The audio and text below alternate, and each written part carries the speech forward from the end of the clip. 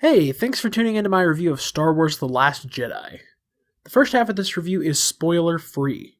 For real. If you haven't seen the movie yet, watch the first half, then come back for the rest after you've seen it. Because, oh boy.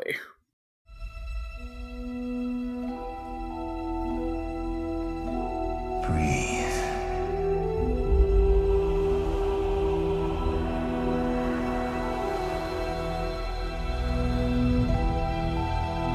Just breathe. Now, reach out.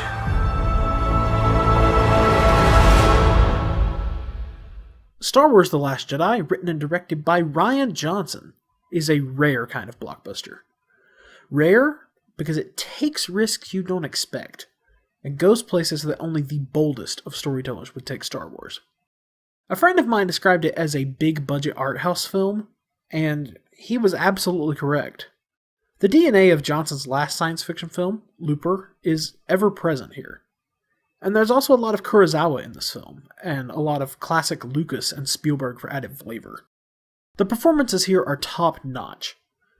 Daisy Ridley slays, Adam Driver and Mark Hamill have arcs I never could have expected, and John Boyega's Finn continues to be my favorite character in this new trilogy. The new characters are good for the most part. Kelly Marie Tran is fun as Rose, but I didn't think Del Toro's character was all that interesting.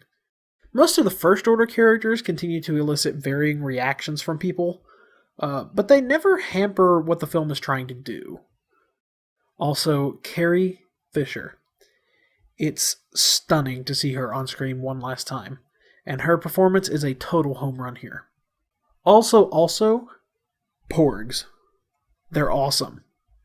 That's not a spoiler, just a fact.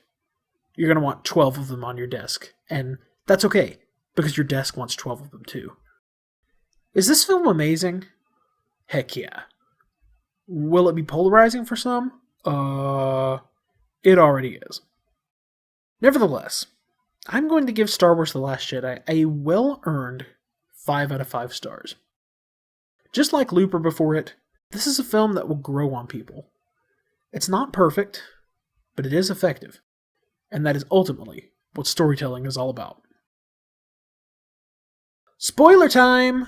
If you haven't seen the film, turn away and come back after you see it! Have you seen it? Great! So, spoilers. Yoda.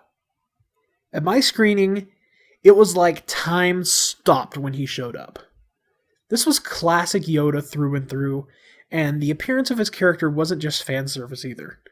He served a functional purpose in the story, helping Luke let go of the past, and selling us on the movie's themes. Honestly, when I compare it to other recent blockbuster cameos, they don't compare.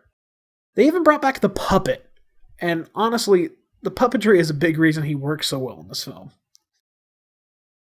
Finn and Rose's arc was really great, contrary to what some have said. Finn's had a great arc in these films, and when he was about to sacrifice himself, I nearly cried. I just knew that this was the end for him, and then, bam! Rose saves him for love. And then she kisses him, while Finn clearly still has a thing for Rey. That kiss is gonna haunt Finn like a Taylor Swift song. The Resistance is awesome in this movie. Rian Johnson makes their situation feel extremely dire.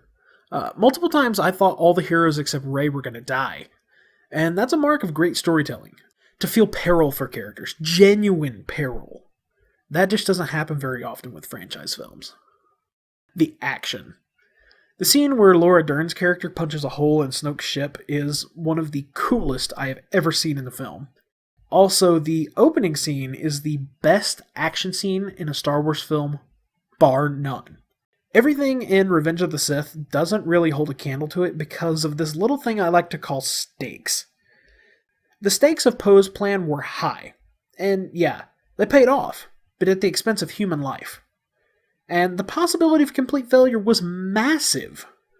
The whole film was really like that, in a way. Especially with the lightsaber duels, which, oh man, those were great. The Rey and Kylo team-up was awesome. But it's the Kylo and Luke showdown that's gonna have people talking the most.